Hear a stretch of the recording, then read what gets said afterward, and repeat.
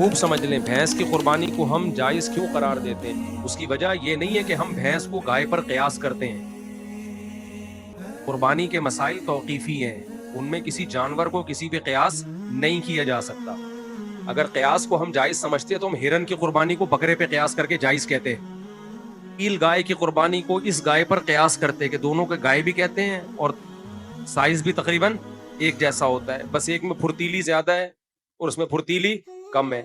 تو قیاس تو جب ہوتا ہے, یہ قیاس تھوڑی کیا ہے, یہاں قیاس جائز نہیں ہے کیونکہ یہ 4 جانور ہیں جن کے اللہ نے ہمیں قربانی کا حکم دیا اور وہ توقیفی ہیں, ان پہ قیاس نہیں ہو سکتا. تو سوال پیدا ہوتا ہے پھر ان 4 میں بھینس تو نہیں ہے. تو اس کا جواب یہ ہے کہ بھینس کو گائے پر قیاس نہیں کیا ہے, گائے کے ساتھ لاحق کیا ہے. لحاق ایک الگ چیز ہے, قیاس ایک الگ چیز ہے. یہ 4 جانور جو جائز ہے نا, یہ کیوں؟ اصل میں 4 چوپائے ہیں جو اہلی ہیں, پالتو ہیں, اور ان میں خاص قسم کے مفاد ہیں. تو اس معنی میں بھینس اور گائے ایک ہی چیز ہیں. اس کے بھی وہی مقاصد ہیں جو گائے کے مقاصد ہوتے ہیں, اور وہ بھی گھریلو ہے, وحشی جانور نہیں ہے. تو قربانی کے جانوروں کی جو جواز ہے نا, اس کا تعلق گھریلو چوپائے ہونے اور گھریلو چوپائے نہ ہونے سے. اب ہمارے جو اہل حدیث بھائی ہیں وہ کیا کرتے ہیں, ہمیں میڈیکل سائنس کے ثبوت اور عرف پیش کرنا شروع کر دیتے ہیں کہ بھائی دیکھو گائے میں اور بھینس کے ایٹیٹیوڈ میں بڑا فرق ہے. گائے پھرتیلی ہوتی ہے, بھینس سست ہوتی ہے. گائے کے لیے الگ قسم کا موسم چاہیے, بھینس کو الگ قسم کا موسم چاہیے. دونوں کے دودھ کے ٹیسٹ میں فرق ہوتا ہے. اس کا جواب یہ ہے کہ یہ وہ فرق ہے ہی نہیں جو شریعت میں معتبر ہو. یہ وہ فرق نہیں ہے جو شریعت میں معتبر ہو. شریعت میں معتبر فرق جو ہے نا قربانی میں, وہ چوپایا ہونا یا نہ ہونا اور اہلی ہونا یا نہ ہونا. اہلی کا مطلب پالتو. اسی وجہ سے نیل گائے جو ہے نا اس کی کیوں جائز نہیں ہے, وہ گائے جیسی تو بہت سی چیزوں میں ہے لیکن وہ وحشی جانور ہے, پالتو نہیں ہے. ہرن کی قربانی کیوں جائز نہیں ہے, اس لیے کہ وہ پالتو جانوروں میں نہیں ہے, وہ جنگلی جانوروں میں آتا ہے. یہی وجہ ہے کہ یوک کی جو قربانی یاک کہتے ہیں, یوک کہتے ہیں, پتہ نہیں کیا کہتے ہیں اس کو, یاک کی قربانی میں بھی علماء یہی بیان کرتے چلے آئے ہیں کہ اگر پالتو ہے, پل جاتا ہے گھروں میں, پلنے والا جانور ہے تو پھر جائز ہے, اگر جنگلی ہے تو جائز نہیں ہے. تو گائے اور بھینس کے جو مفاد ہے نا وہ بالکل سیم ہے. اس کو بھی گھر میں باندھ کے کھلایا جاتا ہے, بھینس کو بھی گھر میں باندھ کے کھلایا جاتا ہے, اور اس سے بھی دودھ حاصل کرنے کے لیے پالا جاتا ہے, اس کو بھی دودھ حاصل کرنے کے لیے پالا جاتا ہے. وہ بھی جگالی کرتی ہے, وہ بھی جگالی کرتی ہے. تو ہم نے ایسا نہیں کیا کہ بھینس کو گائے پر قیاس کیا ہے, ہم نے کہا گائے کا جب شریعت نے اجازت دی ہے تو بھینس اس اجازت میں خود بخود داخل ہے. اس کی ایک مثال دیتا ہوں. قرآن کہتا ہے ماں باپ کو اف مت کرو, ہے نا. اب کوئی کہ گالیاں دینا جائز ہے, اور گالیوں کو میں قیاس کر رہا ہوں اف پر. سوری, گالیاں دینا بھی حرام ہے, گالیوں کو میں قیاس کر رہا ہوں اف پر, کہ جب اف کہنا حرام ہے تو اس پر قیاس کر کے میں نے کہا کہ گالیاں دینا بھی کیا ہے, حرام ہے. ہم کہیں گے گالیوں کو اف پر قیاس نہیں کیا جائے گا, گالیاں اف کے حکم میں داخل ہیں, کیونکہ اف سے لفظ اف مراد نہیں ہے. اف کا مطلب ہے تکلیف دینا. تکلیف میں گالیاں تو بطریقے والا داخل ہوں گے کہ نہیں ہوں گی. تو جب اسلام نے کہا نا یہ 4 جانور ہیں, تو یہ 4 جانور نہیں ہیں, ان جانوروں میں کچھ چیزیں قدرے مشترک ہیں, تو جو بھی ہوگی اس میں وہ یہی 4 میں ہی داخل ہوگا. وہ سمجھتے ہو, چاہے طور طریقوں میں فرق ہی کیوں نہ ہو. اگر طور طریقوں میں فرق سے حکم تبدیل ہونا ہوتا تو پھر گایوں میں بڑا فرق ہوتا ہے. عرب میں جو گائے حلال تھی وہ پنجاب کی گائے ویسی ہے ہی نہیں. بھائی عربوں میں جب قرآن نازل ہوا, گائے ذبح کرنے کا حکم دیا, تو کون سی گائے تھی؟ وہ تو سعودی عرب کی گائے تھی نا, مکہ مدینہ کی گائے تھی.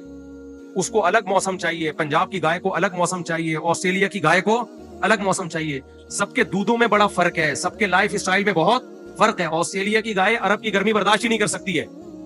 ہماری بھینس تو برداشت کر لے گی لیکن آسٹریلیا کی گائے برداشت نہیں کر پائے گی. آسٹریلیا کی گائے میں دودھ زیادہ ہے, گائے کم ہے, اور ہماری گائے میں گائے زیادہ ہے, دودھ کم ہے. تو اتنے سارے, اگر فرق کی وجہ سے حکم تبدیل ہوتا تو پھر تو بہت سارے فرق خود گایوں میں بہت فرق ہے. آپ گلگت کی گائے کو دیکھو, اتنی سی ہوتی ہے, جتنا مرضی کھلا دو اس سے زیادہ قد نہیں بڑھے گا, جتنا مرضی کھلا دو. اور وہ پہاڑوں پہ چڑھ کے نا ان کے مسل بہت مضبوط ہو جاتے ہیں. یہ والی گائے یہ اسپیڈ بریکر پہ نہیں کراس کر سکتی, یہ پہاڑ پہ کہاں سے چڑھے گی. تو اگر دونوں کے ایٹیٹیوڈ میں فرق شریعت میں معتبر ہے تو گائے اور بھینس میں اتنا فرق نہیں ہے, پنجاب کی گائے اور پنجاب کی بھینس میں, جتنے عرب کی گائے اور گلگت کی گائے میں فرق ہے, آسٹریلیا کی گائے اور انڈا موڑ کی گائے میں فرق ہے. بہت فرق ہے ان کے طور طریقوں میں, ان کے لائف اسٹائل میں, دودھ کی کوالٹی میں بڑا فرق ہے, سمجھتے ہو. لیکن یہ فرق شریعت میں معتبر नहीं है, क्योंकि वो भी बांध के खिलाया जाने वाला जानवर है, अहली है, ये भी पालने वाला जानवर है। तो इसलिए चौपाया हो पालतू हो, ये है असल। यही वजह है कि शरीयत ने हमें कहा ना दुम्बई की कुर्बानी हलाल है, तो उसमें चक्की वाला भी आ गया, भेड़ भी आ गया। हालांकि दोनों में बहुत फर्क है, लेकिन फायदे सबके क्या है? चक्की होने ना होने से वो चौपायों की फहरिस्त से भी नहीं निकले और पालतू होने की फहरिस्त से भी नहीं निकले। हालांकि चक्की वाला दुम्बा और बगैर चक्की वाला, पंजाब का कजला और कराची का दुम्बा, बहुत जमीन आसमान का फर्क है उसमें। कजला बिल्कुल ही एक अलग चीज है, ऐनकी और बगैर ऐनकी बड़े फर्क है, कीमतों में बड़ा फर्क है, गोश्त के जायकों में बड़ा फर्क है। लेकिन क्या है, चौपाए सब हैं और पालतू सब हैं। तो ये फर्क शरीयत ने मोतबर नहीं। अरबों में जो दुम्बे होते थे, हो सकता है वो पंजाब में होते ही ना हो वो वाले दुम्बे, अब हो गए हो, पहले ना होते हो। लेकिन जब दुम्बा है तो चौपाया है और घरेलू है, तो फिर इन फर्क का शरीयत में एतबार नहीं है। इसलिए हमारे नजदीक बिल्कुल वही गाय की भैंस की कुर्बानी में अजर है जो गाय की कुर्बानी में अजर है। समझते हो, बैल काटो भैंस काटो कोई फर्क नहीं है, बल्कि भैंसा इस लिहाज से ज्यादा बेहतर है कि माहिरीन जो हकीम हैं, जो ग़िज़ाओं के माहिर होते हैं, वो हकीम कहते हैं कि भैंस के गोश्त में फायदे गाय के गोश्त से ज्यादा है, उसमें फैट भी कम होता है और इकोनॉमिकली भी आपको वो इसलिए सस्ता पड़ता है कि उसमें गोश्त निकलता बहुत है। समझते हो, कट्टा जो है ना, कट्टे को तो बोलते ही, किसी मोटे आदमी को कट्टा तो बोलते हैं, भैंसा ही तो बोलते हैं उसको। तो उसमें गोश्त भी ज्यादा है, उसके गोश्त में बादीपन भी कम है। जो माहिर हकीम है वो बोलते हैं गाय दूध का पियो, गोश्त भैंस का खाओ। अब अगर कहीं भैंस के गोश्त सही नहीं है तो वो बुड्ढी बुड्ढी भैंसें जो एक्सपायर हो चुकी होती हैं उनको ज़बा कर रहे होते हैं। लेकिन अगर कट्टे को आप ज़बा करो ना, तो कट्टे का गोश्त मतलब बोले कट्टा कट्टा ही होता है भाई। अलबत्ता हमारे यहाँ कट्टा इसलिए कुर्बान नहीं किया जाता भैंसा कि वो होता कम वक्त इतना ताकतवर है और इतने मसल्स होते हैं उसमें गोश्त से भरे हुए कि कसाई गिराने के चक्कर में 2-4 कसाई खुद गिर जाते हैं। यानी कसाई उस कट्टे को गिराए, इससे पहले कट्टे का खतरा होता है कि उसकी गर्दन इतनी, हमारे एक दोस्त लेकर आ गए थे 2 साल पहले, वो गर्दन ही कंट्रोल में नहीं आ रही किसी की, इतनी बड़ी गर्दन है उसकी, वो हिली, वो जगह से ही नहीं कोई हिला पा रहा। तो इसलिए भी लोग डरते हैं। तो उस सूरत में शरीयत का मसला ये है कि अगर जानवर गिराना आपके लिए बहुत मुश्किल हो रहा है और उसमें डर है कि लोगों को नुकसान ना पहुंचाए। आप देखो ना, वीडियोस आ रही होती हैं, गाय यहाँ से भागी तगड़ तगड़ तगड़ तगड़ 5-6 बच्चों को पेलती हुई निकल गई, बैल भागा काबू बेकाबू हो गई। कुर्बानी में ऐसा होता है।